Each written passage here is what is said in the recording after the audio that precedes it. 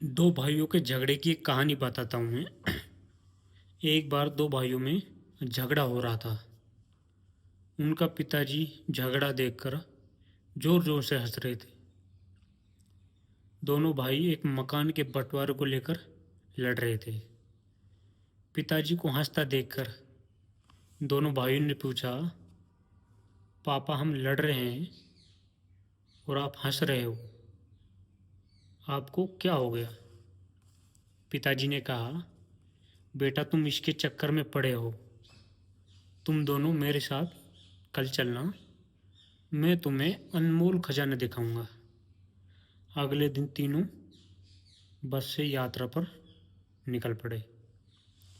बस में सिर्फ दो सीट खाली थी। एक सीट पर पिताजी बैठ गए और दूसरी सीट पर एक बेटा बैठ गया और दूसरा बेटा कुछ देर खड़ा रहा। कुछ घंटों बाद वो अपने गांव पहुंच गए। पिताजी उनको पुरानी हवेली पर ले गए और वहां जाकर पिताजी भावुक हो गए। हवेली खंडर हो चुकी थी। कबूतरों ने घोंसला बना लिया, झाड़ियाँ उगाई थी।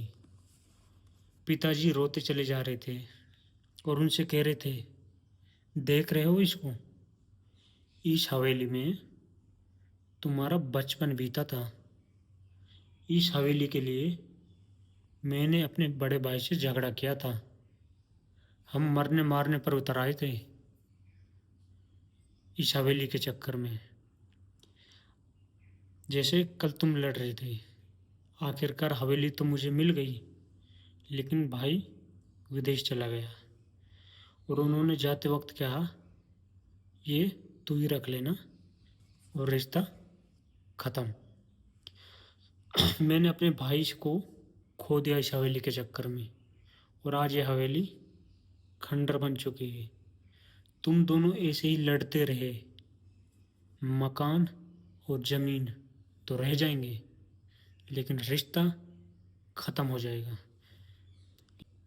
पिताजी ने कहा, जिस बस की सीट पर तुम बैठ के आए हो, वो सीट तुम्हारी जीवन भर की है क्या? सवारियाँ बदलती रहती है। पिताजी ने कहा, बस ये भी ज़िंदगी है।